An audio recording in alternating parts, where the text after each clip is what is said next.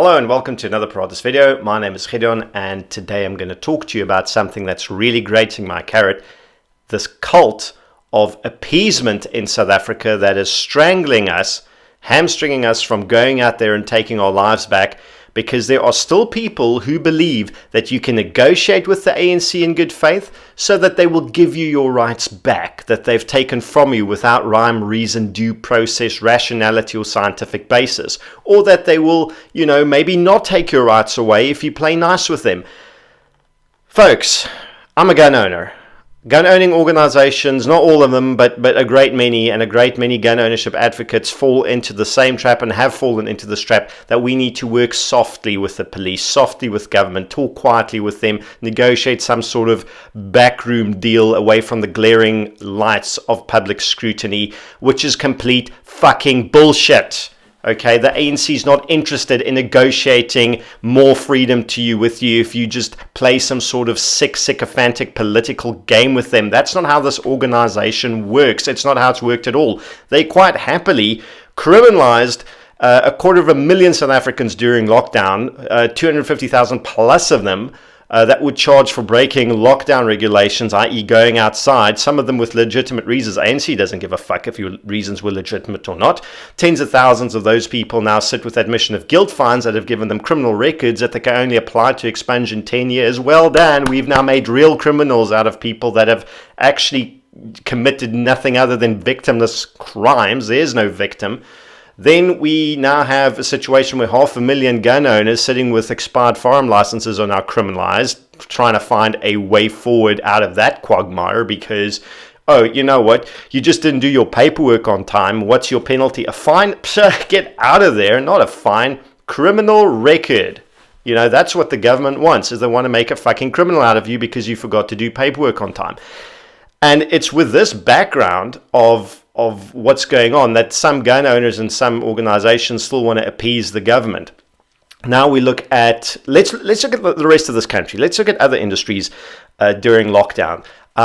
Where is the liquor industry? Where are their bodies? I've seen some court cases. I've seen some representative organizations. I've seen a whole bunch of failure. The government doesn't give a fuck. Banned alcohol, brought it back, then at the drop of a hat on a Sunday night, just banned the trade in it again. Throwing everyone under the bus. Where's Vinpro? Oh, fucking useless. Who's taking up the banner and the flag for wine farms? SCI, okay? SCI.org. The guys who actually rose to the challenge and are going, screw appeasing the government, we're going to fight. We're going out there and we're going to fight for our rights. We're going to fight for our freedom. We're going to fight for our clients, for our members, so that they can be productive, keep a roof over their heads, pay their bills, and, work. Wow, okay, we live in a society where the ANC has made it illegal for you to work and be productive just because, you happen to not be in an industry that they're particularly fond of right now. So there's the liquor industry, hospitality industry, completely perma-fucked. I mean, we're not seeing tourists, tourism, domestic. Nope, foreign, get right out of here. We're not going to see foreign tourists maybe until February next year. Who's their organization? I wrote it down here. South African Tourism Services Association. Absolutely fucking useless. I've seen nothing of these people. Boss, some videos being sycophantic again, licking the ANC's ass, or kissing it rather, assuring their members to just be patient. I mean, that's not representing anybody. While hotels are closing down, guest houses are closing down, people are being laid off, things are being repossessed or assets being attached. We are looking at hundreds of thousands, if not millions, of permanent job losses, the destitution of tens of millions of people, and no one's fighting. We're still trying to appease the government. Farmers organizations, you've got SCI again and TAO, but Agri SA, completely bloody useless, also a nul op 'n kontak, for want of a better word. And it's the same with tobacco. Sorry, I was just going off on a tangent there. You get the big tobacco, been absolutely useless. You get smaller tobacco farmers that are now taking up the banner and fighting for their rights and freedoms and their right to be productive against this unscientific ban on cigarettes and tobacco products in this country. There's a clear line here.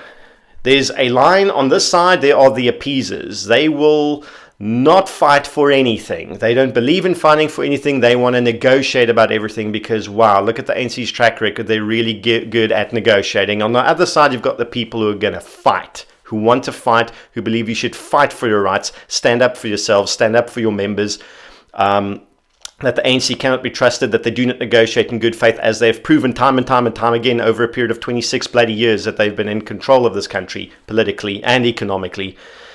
And we are still having internal discussion where people say, let's rather try to talk to them. Why? Why are you wasting your time negotiating? They will run you around in little circles until you eventually run out of money for legal challenges and litigation, or until you run out of energy after meeting and unproductive workshop after unproductive workshop and unproductive Congress after unproductive Congress, not getting anywhere. Eventually you're going to run out of steam and die, because that's what happened. That is what is happening right now to these industries. Newsflash: the ANC hates everything that is private. We've come to this realization again now with the whole COSAS thing, which really Congress of South African Students is just a mouthpiece for ANC policy in the NDR. Okay, let's not act like they're anything else. Let's not act like they're an independent body, because they fucking aren't. Okay. War against private schools, war against private airlines. Comair is about to fucking liquidate. SAA, they're still wrangling about it, but they want to restart this flightless and extinct dodo. War against private hospitals, private healthcare via NHI. War against private education. There's a war against private property with expropriation without compensation. Name a thing that's private. Well, war against private pensions and savings through what's this thing called prescribed investment that will be legislated so that the ANC can steal your money and funnel it into vanity projects like SAA. Check tomorrow, speaking to Magnus Haystack at 9 a.m. about that precisely. That's Wednesday morning, 9 a.m. So tune in for that. The ANC is at war with private life in this country. They don't want private guns either. They want private nothing. This is where civil society needs to decide, are we all going to stand together and fight together against this creeping socialist communist mess? Or are we going to go into the chamber and appease and negotiate? Because let's be honest, with the ANC, there's no negotiation. Negotiation to them is a one-way street where they dictate and you listen and obey unquestioningly. And if they feel particularly charitable, they will throw some table crumbs at you. That's what you are. You're not a citizen. You are a subject to the ANC.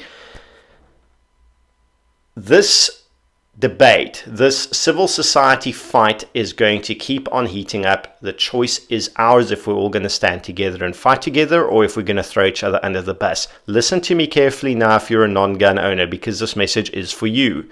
Gun owners have been fighting this fight for years, if not decades. This fight started under the National Party government already, it continued under the ANC.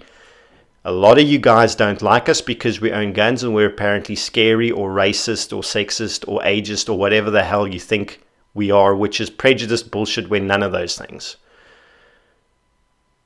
If you want to win this fight, stand side by us. Help us fight for gun rights. We'll help you fight for cigarettes, for alcohol, to open your hotels, to open your restaurants, to open your schools, to open your hospitals, to open whatever you need to open, to do whatever you need to do to be productive, to earn a living so you can pay your bills, pay your debts, keep a roof over your heads, get food in your children's tummies.